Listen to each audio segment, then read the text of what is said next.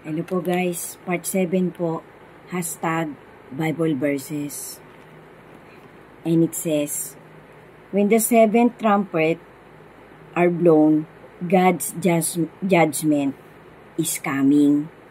Do not be on the wrong side of His wrath.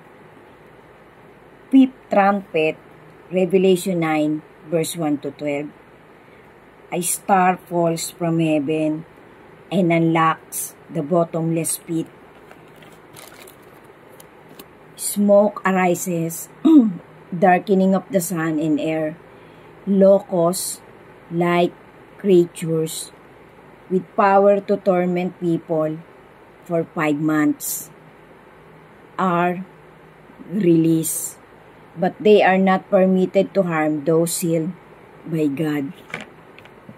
Number 2. Sixth trumpet, Revelation 9 verse 13 to 20. When one of 4 angels are released and they lead an army of 200 million mounted troops, this army inflicts death and destruction upon a third of humanity. Seventh trumpet, number 3, seventh trumpet, Revelation 11, verse 15 to 19.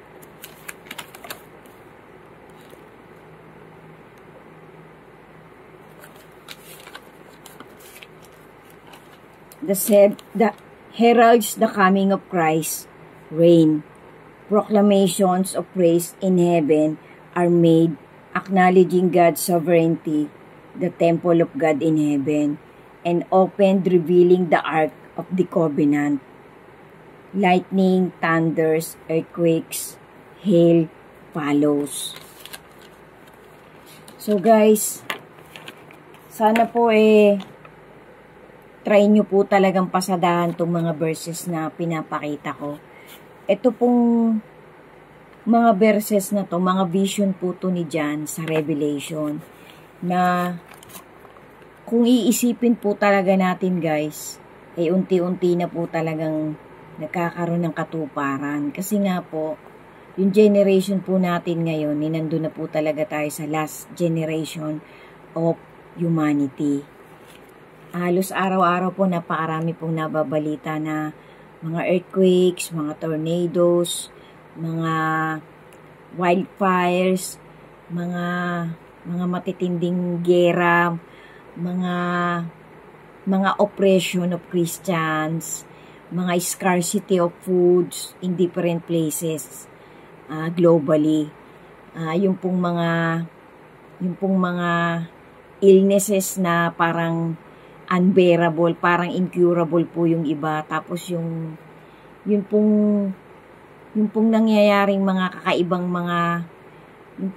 nangyayaring kakaiba na bigla na lang nagkatubig sa disyerto. Parang kung iisipin po natin, hindi naman po pwedeng gawin niya na parang kunwari lang, imbe-imbento lang. Kasi nakasulat po talaga sa pagdating po ng huling generation, marami pong iba-ibang mga pangyayari.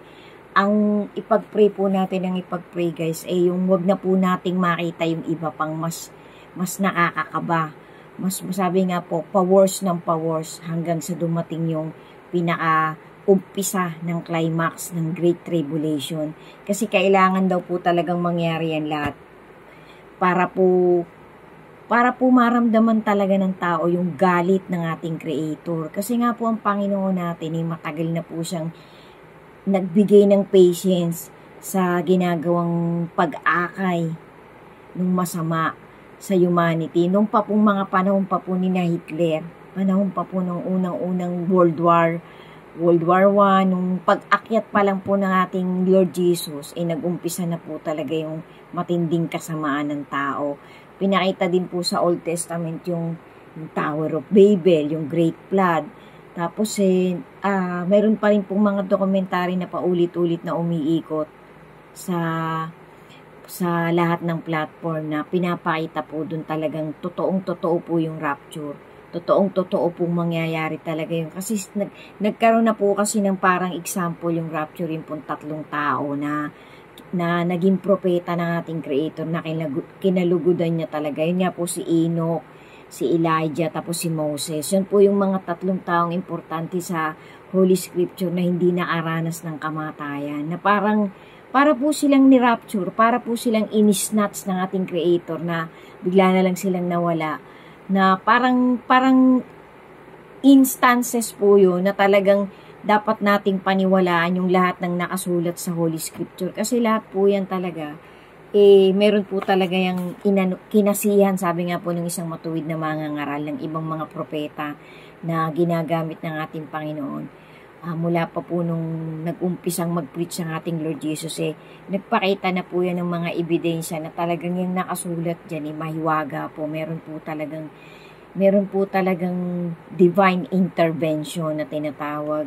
So guys, sana po talaga nakakapaghatid ako sa inyo ng maliit na motivation na magpapaboost pa po talaga ng faith natin sa ating Panginoon. Isa na lang po o dalawa na lang po na importanteng pangyayari po na nagpapakita po talaga ng dapat talaga magkaroon tayo ng matibay na faith sa ating Panginoon. Kasi ang faith nga po ay completeness of love, hope, at good deeds. Kasi pagka po ang faith natin is salita lang, walang gawa, patay po yan. Yan po, i-research nyo po, nasa Acts po yan. Talagang binitawan din po yan ng ating Panginoong Hesus na marami na po siyang ipinakitang mga importanteng vision na nagpapakita ng faith ng isang tao na nagligtas sa kanya, na kinalugudan talaga sa ng ating Panginoon.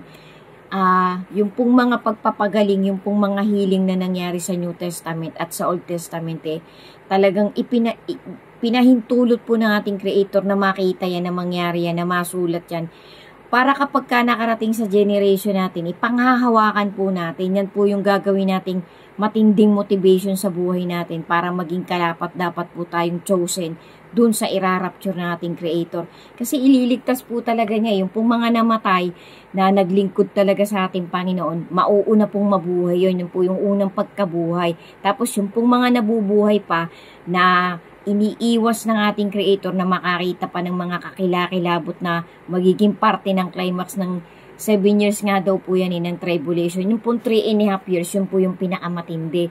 Nandun na po talaga yung Antichrist. Dun po lalabas yung kalaban ng ating Panginoon. Dun po talaga siya, kumbaga sa talagang matinding pagdideceive ang gagawin niya sa humanity. Kaya bago po yun maranasan ng mga chosen, iaangat na po sila, irarapture na po sila. Sana po kayo na po ang bahalang gumamit ng discretion nyo. Gumamit po tayo araw-araw nung natitira pang lakas at buhay natin na i-research na po natin ang i-research, pagnilayan na po natin ang pagnilayan. Yung talagang step by step ng Great Tribulation na yan. Kasi nag-uumpisa na po talaga yan. Ang dami pong mga signs ngayon. Hindi po natin pwedeng ignorin yan guys. Kasi totoo po yan. Facts na facts po yan. Kasi sinabi po sa Daniel, sinabi po sa Isaiah, sinabi po kay Mateo, kay Lucas, kay Revelation. Ibig sabihin po, pattern po yan guys. Pattern po yan na talagang paulit-ulit tayong binibigyan ng Panginoon ng advices, ng mga pros and cons para gawin natin talagang tayo, mag-ingat tayo na gamitin natin talagang pinaka-the best natin sa buhay na pinapahiram sa atin, na pilitin nating ma-chosen tayo pagdating po ng rapture, pagdating po talaga ng matitinding climax ng Great Tribulation. Thank you po for watching. Sundan niyo po konti na lang po to. Bibigyan ko na po to ng ending. Thank you po talaga. To God be the glory. Maraming salamat po sa lahat ng nagtapray magtapos mula part 1 hanggang final part. To God be the glory po. God bless us all po. And always have strong faith, steadfast faith to our Creator. To God be the glory po. God bless us all. Hug and kisses po. Amen.